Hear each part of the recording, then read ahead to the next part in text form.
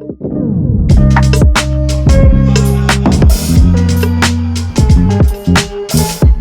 is going on, guys? Welcome back to the channel. So I've been getting a lot of people messaging me that I need to make a video about the new Inu rig.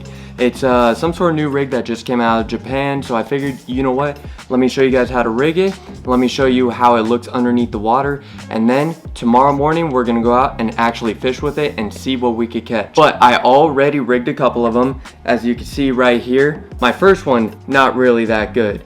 You can see the little black straws kind of poking out and whatnot. That was my first one. You gotta give me a break. And then I believe this was my second one, a little bit better, but still not the best. Super simple. You don't need a whole lot for this style of rig. You just need some basic little Walmart straws right there. You need some super glue, super simple. You need some split rings right there.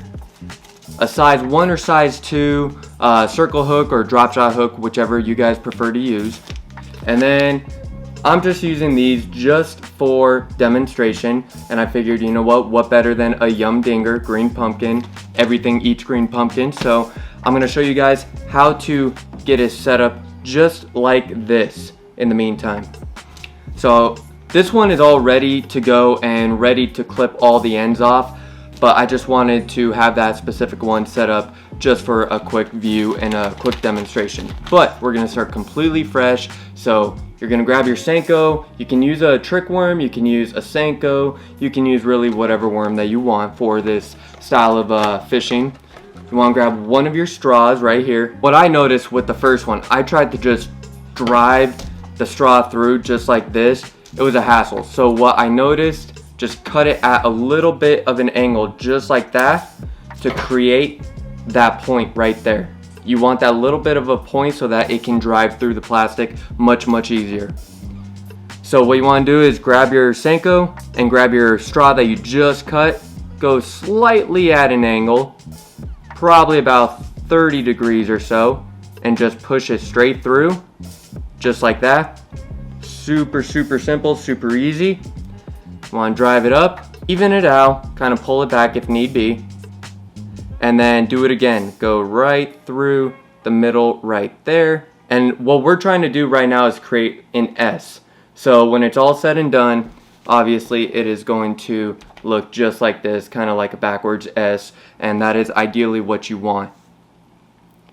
And then you're just going to push it through the final push to create that little S shape. Boom, just like that. Super simple to do. Probably not the best, but it's just a demonstration. I just want to show you guys just the gist of how to be able to set this rig up relatively quick. Then you're going to grab your super glue, just basic Walmart super glue, nothing expensive. And you just want to do a little, come on, camera focus, there we go. And you just want to do a little tiny dab. You don't need a lot. A little goes a long way. Get one little tiny dab, one droplet, that's all you need, on each side, and just kind of brush it. Give it a quick little brush. And you want to do it on this corner up here. You want to do it down here on this, the bottom, and the very bottom. You want to do it on every single corner, just so that you guys can allow it to stay on there perfectly.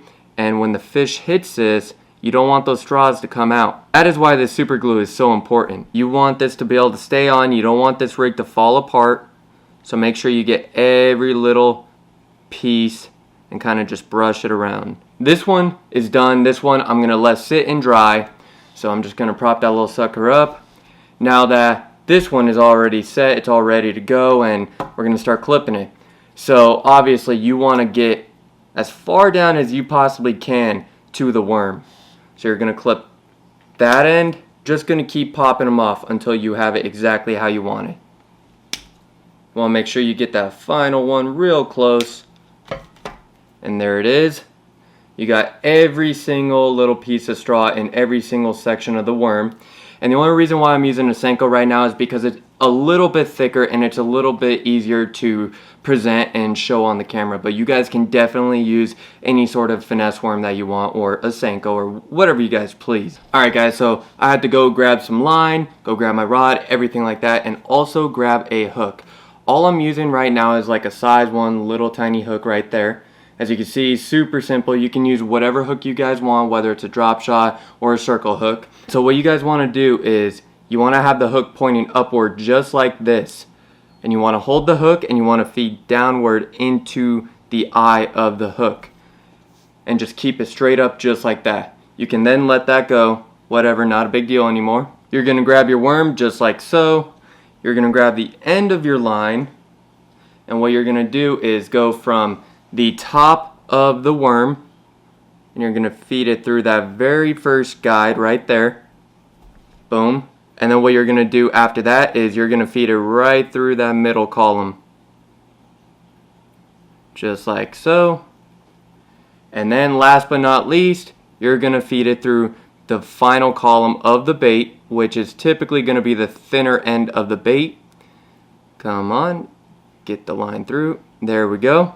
Just like that. So your line now is going to be creating kind of like an S as well, just like when you use the bait, it's going to create an S shape. Then you're going to grab a split ring, super simple, and you're just going to tie a basic knot at the very end of the line. I'll show you guys that in just one sec. Alright guys, so we are almost done. I just had to come out into the garage real fast just because people are sleeping now, so I didn't want to disturb anyone. So we just got the split ring tied on right there, as you can see. All I used was a basic Palomar knot, super simple. You could just do a basic overhand knot if need be, or whatever you guys like to use. Just use whatever knot of your choice. And as you can see, we are almost done with the rig. It is pretty much all set up. What we need to do is make sure that the eye of the hook is lined up with the very first section of the straw that we put into the plastic. It needs to be set perfectly, otherwise when you're trying to work the lure, it's going to look a little bit awkward and it's not going to have as realistic of movement. So just pair it up, match it up the best that you possibly can, and then just barely feed it through the plastic, just like so. And boom, we are done. It is a perfect little setup. As you can see, the hook is barely feeding through the plastic, just barely. And as you can also see that the eye of the hook is perfectly lined up with the very top section of the straw. And then when you test it out, all you have to do is just pull the line. Just pull the line and it's going to start moving up and down just like this. And in the water column, you twitch it and it looks just like a realistic worm. It looks just like a worm fluttering down into the bottom of the water column or middle section, wherever you're fishing it.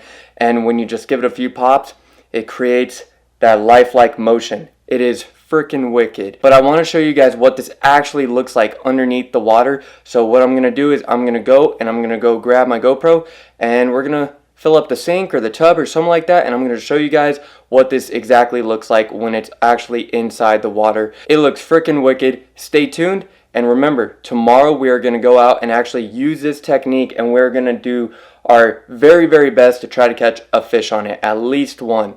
So stay tuned.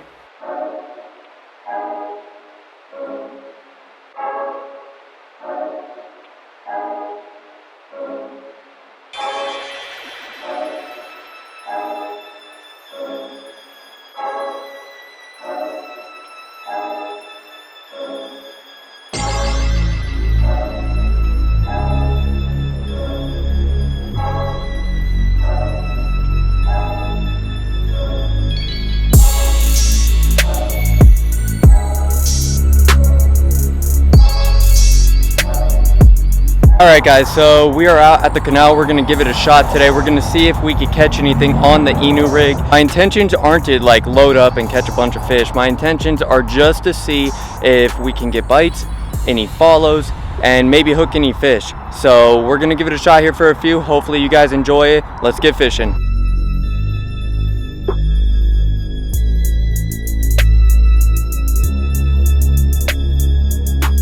Man, this is going to be funky to fish with. I've never fished with a lure like this ever. Just kind of twitch it though. So when you twitch in the water column, that's when it springs in and out together and creates that S shape. And that quick movement should entice a bite. Oh my gosh. That looks freaking, oh, I had a fish hit it. Guys. I don't know if you guys saw that flash. Holy crap. That was freaking sick. On the very first cast.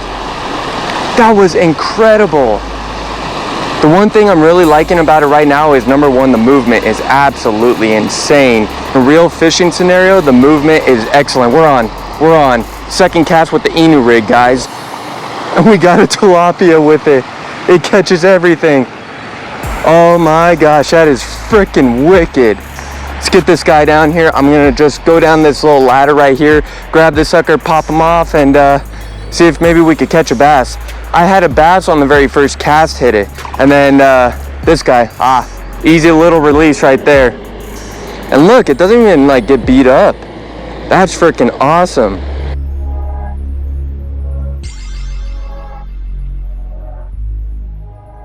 Man, there's a couple bass right here, but they're just not committing.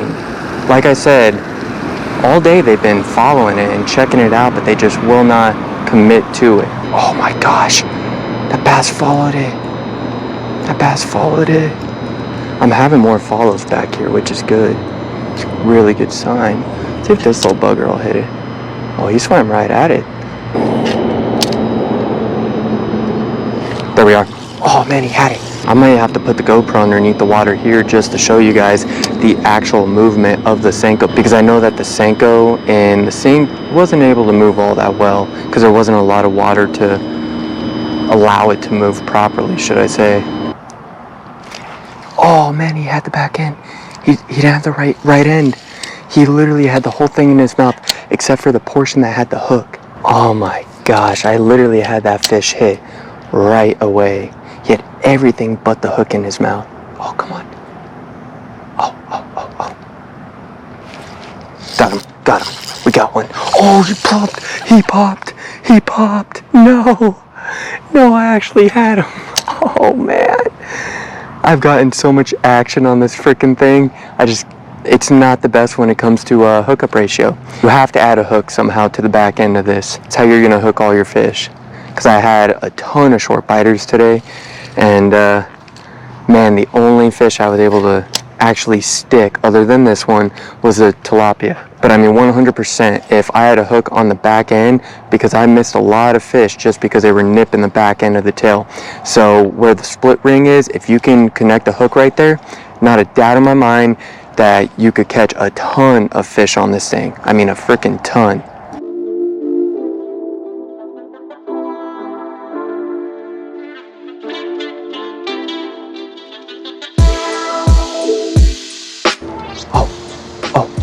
There we go. Oh my gosh, guys. What is it with this hookup ratio? Oh, he came right back at it. He came right back. He turned right around, guys. He turned right around. What is up with this hookup ratio with this lure? A school of these bass saw this swimming. Oh my gosh. Again, I'll tell you what. This attracts every fish in the pond, but the hookup ratio it's pretty awful with it. Because all I saw was one bass here and one bass there, and then all of a sudden I see a herd of bass coming in. So this thing attracts everything around its area. Oh, there we are.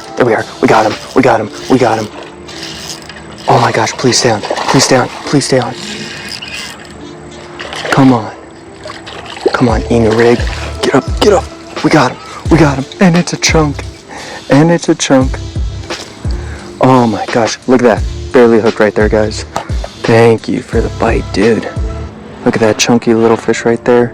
That is a pudgy fish, and they're super freaking fat and aggressive, and that is awesome. Let's get this guy right back in. Thanks for the bite, dude. That was freaking wicked. But see, he tore this sucker up. Actually, I had a lot of glue on that crap. Holy crap. The nice thing is you could just push these straws right back in, because there's already the holes for them. See if we can maybe catch another one. There's a herd of bass in here. That is all I want. I just wanted the one bass, and we got the one bass. And of course, I catch a fish when I have the big camera up at the car. I just wanted to do one last ditch effort, and I left the big camera up at the car. I said 2 casts like 5 casts ago. I'm doing 2 more casts after this, and we are heading out.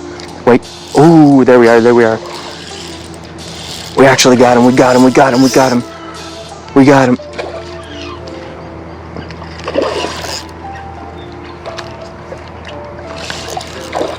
Stay on, stay on, stay on. The hook set right here. Another chunky bass.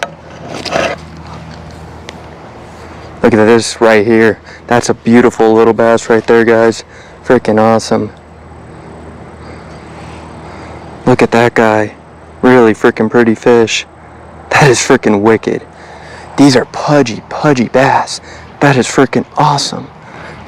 And they're just sitting right down there waiting for the Inu rig. Alright guys, so as you guys just saw, we tried real hard to catch a fish on it. They loved the lure. I mean, every single fish I ever flipped at in the canals, the ponds, anything like that, they followed it up, they checked it out, or they did nip it, but they nipped the back end of it. So my one suggestion would be to put a hook on the split ring, because I got a ton of short biters and every single fish that actually did hit was just biting that back end of the tail. So if you put just a basic hook, a little drop shot hook on that back end, you'll be able to increase your hookup ratios, and you should be able to catch a lot of fish on this, because I mean, that lure attracted so many different fish, and it attracted every single bass I flipped at. And I probably flipped at least 20-30 bass today, and every single one swam over, checked it out, put its nose on it, if not hit it. Shoot, even if you don't want to put a hook on that back end, what you can do is you could put a little willow leaf blade or even a Colorado blade on the split ring, and it'll create a little more water disturbance and create a little bit of flash, and that alone may cause a fish to hit it a little bit more aggressive and actually hit the entire lure and be able to get it in their mouth. So a few things that you could do. Alright guys, so I just want to add this on to my outro, just because I mean, I was about to head out and then I decided, you know what, I'm gonna stay for just a few more minutes. We went back out and we got on a few fish. It was pretty freaking awesome. And I mean, the second I started catching those fish, the Inu rig started to tear up pretty easy, but at the same time, that was the only one I used all day. So it was able to withstand all the bites, all the follows, everything like that today. It was able to withstand the tilapia that I hooked up with, the couple bass that I hooked up with that I lost, and then those two bigger bass toward the end of the day, they completely just thrashed it. So you got to make sure that you do make at least, I'd say, 5 of the Inu rigs in different colors and whatnot, just so that when you do catch fish and they get torn up, obviously you have more that you could just grab and set up real fast. And it was fun. Awesome technique, real fun, had a blast, can't complain. So shoot, I just wanted to add this on to the outro, just because I know my outro was just kind of like, yeah, we're going home, but in reality, I decided to stay out because I was getting too many bites, too many follows, and I could not resist just giving up that quick. So we'll see you guys next time on Southwest Fishing.